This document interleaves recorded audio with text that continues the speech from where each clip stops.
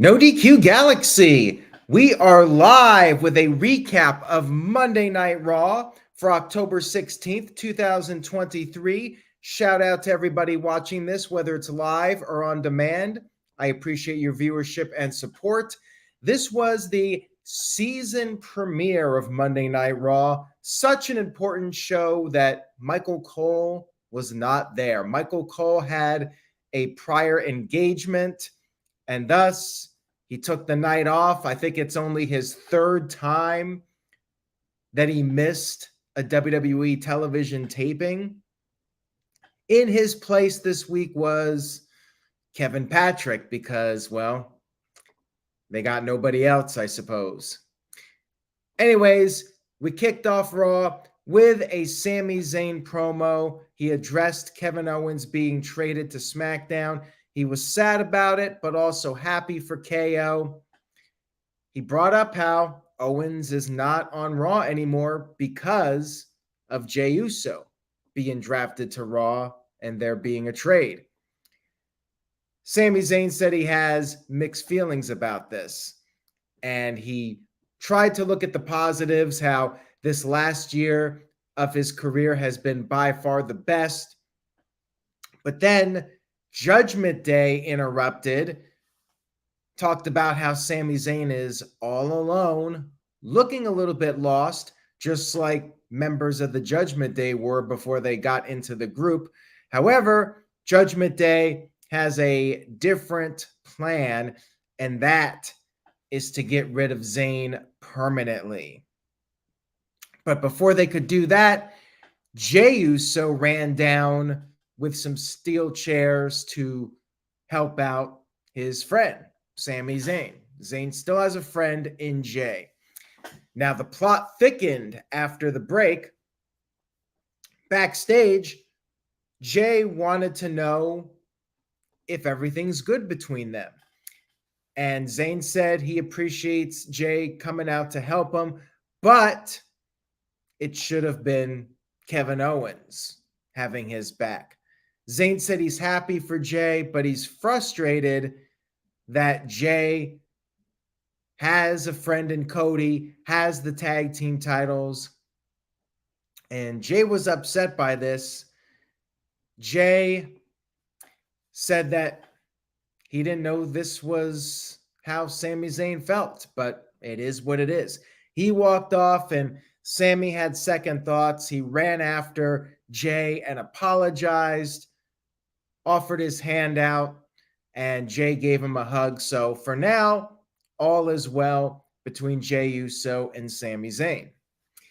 Good segment here. I liked the friction between these guys and making the most out of the trade. And when it was first announced that Jey was going to Raw, I figured the trade would be something that would cause people to be upset with Jey. So they are logically having this make sense here. And Sami Zayn hurt that his friend is gone and mixed feelings about Jey, but he's trying to do the right thing. I like it. I like the depth with the characters and how they're conflicted with their emotions. Good stuff here. We had our first match of the evening, which was Ricochet versus Shinsuke Nakamura in a Falls Count Anywhere match. And this was a very good match. They fought all over the place. They fought in the gorilla position room. You had the producers there. You had Petey Williams, Jason Jordan, Hurricane Helms, and Ricochet even told Hurricane Helms to stand back. Ricochet is coming through. And then they fought by the stage. Ricochet was sent into the stage wall, but Ricochet actually bounced off the wall and did a backflip. Pretty cool stuff here. And then they fought in the crowd. They were up in the stands and they were on this balcony. Ricochet ended up grabbing a fan's hand as he balanced himself on the rail, and he jumped off the top of this balcony with a shooting star press onto Nakamura. And they did a great job with the camera shots. Like there was one in particular with the camera looking up above towards the ceiling, and they got that great shot of Ricochet doing the move. I mean, this kind of stuff elevates Ricochet. Like you get some awesome camera angles, and it really helps his stock in WWE, even if he doesn't win all of his matches. And then they were back at ringside. A table was set up, and Ricochet hit a springboard 450, but Nakamura kicked out. Ricochet went up top, but Nakamura kicked him in the face. Ricochet fell off the top, through the table below. Nakamura went to the outside and finished off Ricochet with the Kinshasa to get the clean win. I might go as far to say that this was Nakamura's third best match in WWE after the Sami Zayn match from TakeOver and then the last man standing match with Seth Rollins. Very, very good match here with these guys. And I'm not sure where Nakamura goes, but this is definitely a step in the right direction. Like he's putting on the best matches of his WWE main roster career, and that can only do him good. And like I said, Ricochet looked pretty good here despite losing. Got to do some cool stuff here and got to wow the audience. Backstage, we had several of the babyface WWE female stars, and Chelsea Green was wondering where Natalya was. Was Natalya looking for another up-and-comer to manipulate? And Nikki Cross was in the background, so she's still there. We had a Gunther video package, and we also had a Bronson Reed video package to hype up their Intercontinental Championship match, which I'll get to here in a few moments. We had Natalya versus Piper Niven. Pretty basic match here, and Chelsea Green interfered, which helped out, and Piper Niven got the win with the crossbody. Not much to say about it. And it was a 2-on-1 attack after the match. Tegan Nox ran down to make the save, so they're continuing to build up Tegan Nox and Natalya as a team. I really don't care all that much, but hey, they're at least doing something with Tegan Nox, so I guess that's better than nothing, right?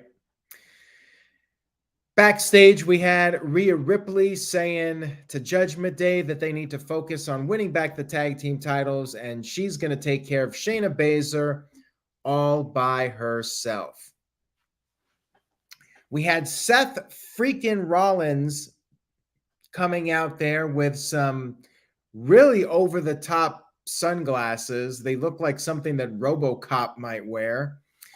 And he said he's confused about Drew McIntyre because McIntyre was saying he wanted Rollins at 100% for Crown Jewel. But then when Damian Priest attacked Rollins, McIntyre did nothing.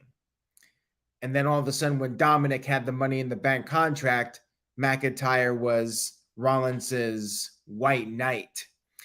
Drew McIntyre showed up and he came in the ring. And he basically said he's not going to be Seth Rollins' babysitter. Now, Rollins showed some footage of McIntyre talking to Rhea Ripley in the background on last week's Raw and wanted to know what's up with that. McIntyre, first of all, said that he's not a thirsty creep like Jey Uso. Rhea Ripley approached him, not the other way around. And he said that it's none of Rollins' business as to why he was talking with her. And Rollins brought up how McIntyre has been dealing with a lot of failures and thinks that maybe Drew McIntyre has a deal with Judgment Day. McIntyre responded by saying he beat Rollins' ass the last time they wrestled. He doesn't need Judgment Day's help. And he brought up the bloodline. Rollins told McIntyre to get over the bloodline. McIntyre said that he stepped up during the pandemic. He captured lightning in a bottle and then did it again at Clash at the Castle, but the Bloodline cost him. And yeah, that's why he's not over the Bloodline. He said there's going to be lightning a third time at Crown Jewel. And what is Rollins going to do? Is Rollins going to reinvent himself for the 53rd time? Rollins said all he's hearing is excuses from McIntyre and said when he beats McIntyre at Crown Jewel, McIntyre will have nobody to blame but himself. Really good back and forth promo segment from these guys. I enjoyed this. They did a great job building up the match for Crown Jewel, and the slow burn McIntyre heel turn continues. The outfits with Rollins, though, I mean, I get he's trying to be different, but man, like how much longer does this have to go on? Like eventually he's got to run out of wardrobe, right? Like, does he try to find the most outlandish outfits every single week? Is this going to be indefinite? I don't know. But all in all, I did like the segment a lot. We had footage of Logan Paul from over the weekend. He won his fight that he was in, and he called out Rey Mysterio, and they're going to have a confrontation on SmackDown, and Logan Paul is going to be on next week's Raw. We had Johnny Gargano versus Ludwig Kaiser in a one-on-one match. Johnny Gargano still has the crappy version of his entrance music. We want the CFO's version. Get rid of this Def Rebel version, please. And because of the attack by DIY, or the attack on DIY by Imperium last week, Ciampa was not cleared, which pretty much gave away how this was going to play out, because Gargano was all by himself out there, and Vinci was out there for Kaiser, and it was a pretty standard match. But then you had Vinci interfering. Gargano hit the one final beat DDT, and Vinci gouged him in the eye or something like that, while the referee was preoccupied trying to make the count. So the referee did not see it. And Gargano, stupid babyface, ran after Vinci. Kaiser took advantage and pinned Gargano. This was rough. I mean, not the match itself, but just Gargano being an idiot, and just the obvious finish here when they said Ciampa's not cleared to be there. It's like, okay, fine. So they're just going to do the interference finish, and then we'll have to wait till next week to see Ciampa show up and try to get revenge. I mean, just filler in my opinion. Not too much into this feud right now. And yeah, Gargano needs his old music back for sure. I'm not a fan of this remake.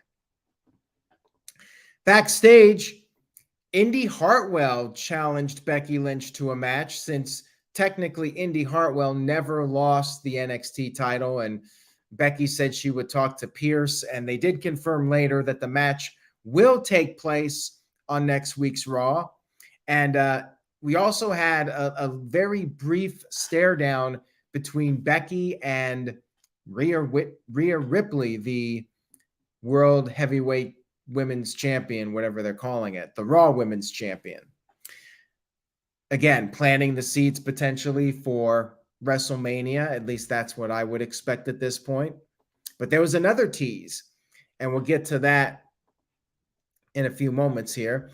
We had Rhea Ripley versus Shayna Baszler. And before the match, Rhea Ripley cut a promo basically saying that it's her division, and she's always going to be on top. And then Shayna came out for the match. And speaking of giving somebody their old music back, can we please have Shayna's old music? This new music is crap. Decent match here.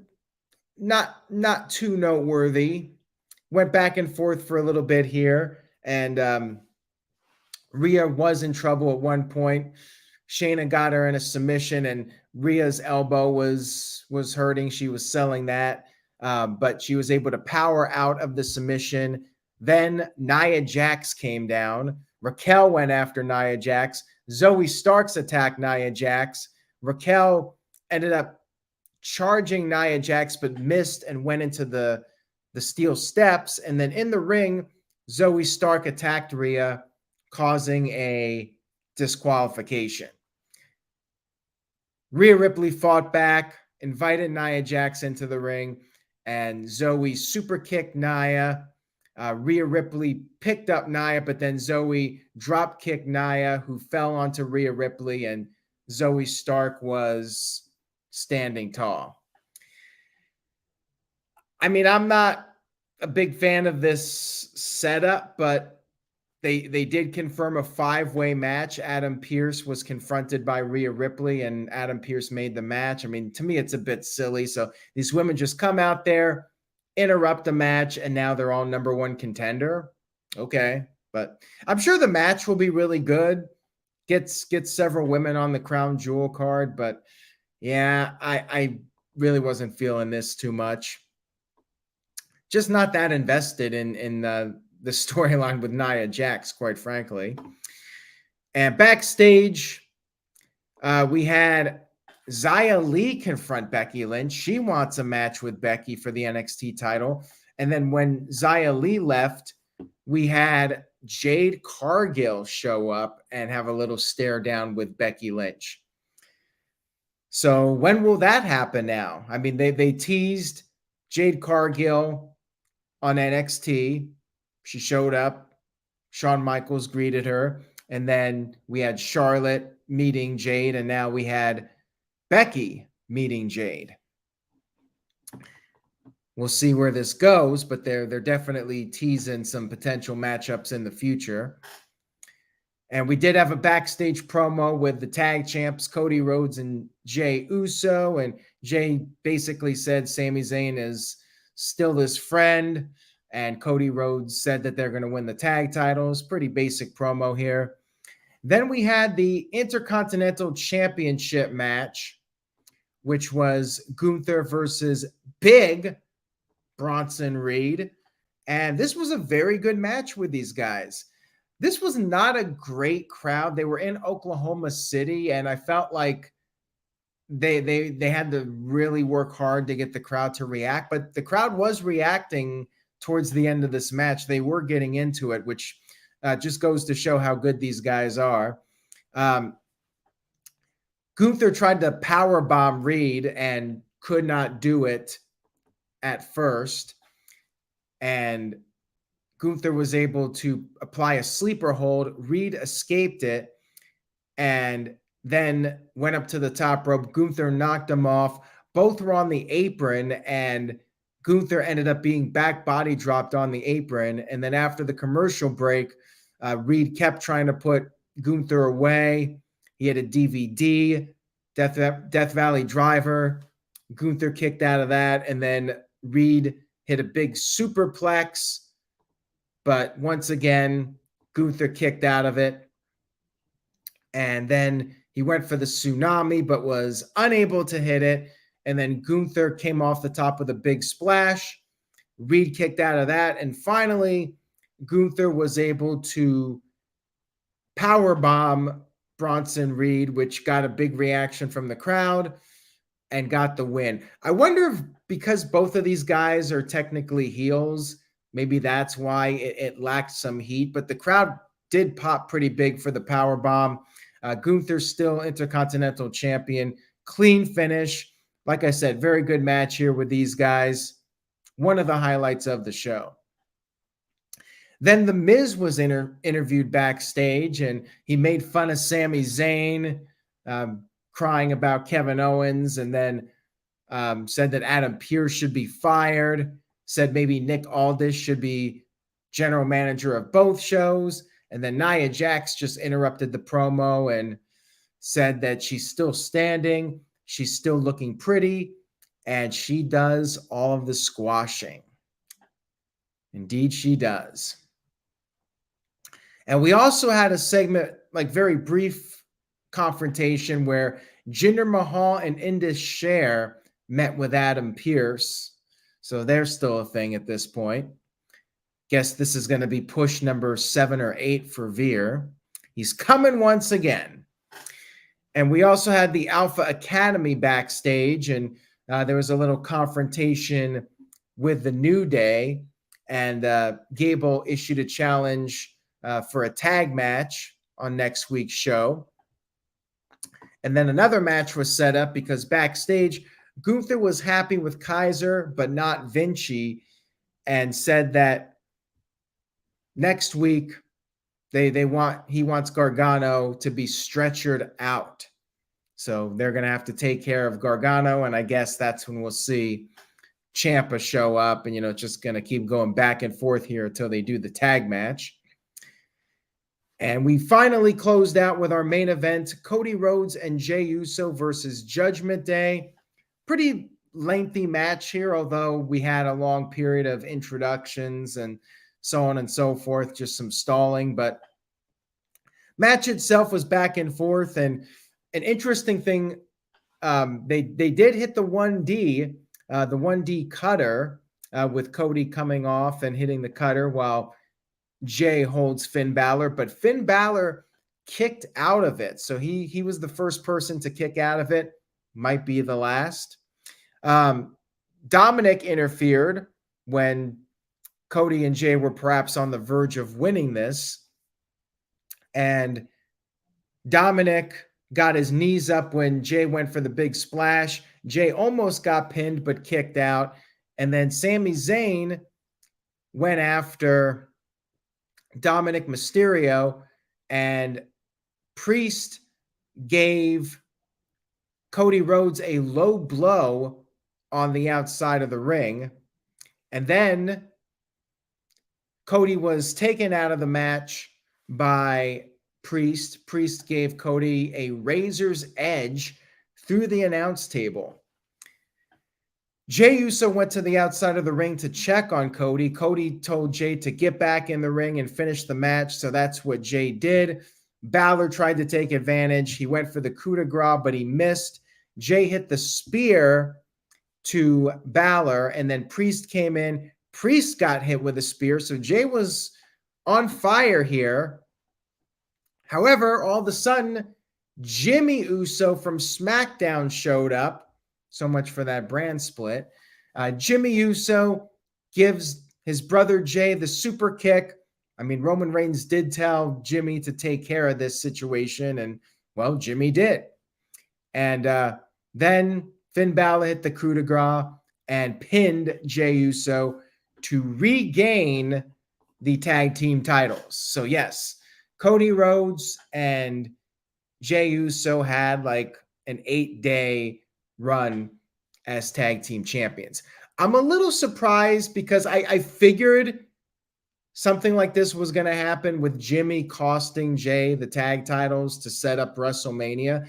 It just feels a bit early. I mean, we're only in mid-October here, and you already have the interference from Jimmy. I figured they were going to maybe save it till like December or even January, heading into WrestleMania season.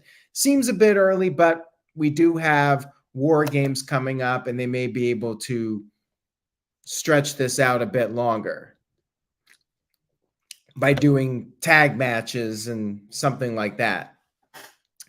So I am a bit surprised by the ending. Match was pretty solid, and the angle needed to happen. I just did not expect it to happen this quickly. And Judgment Day wins back the titles. Was there a point in them losing? I mean, the point was to have Jimmy screw Jay out of the titles and continue that storyline. Building Nexus sent in a $2 super chat. Thank you for that. I appreciate it. Says, still think we get Cody and Jay versus Jimmy and Solo Sikoa.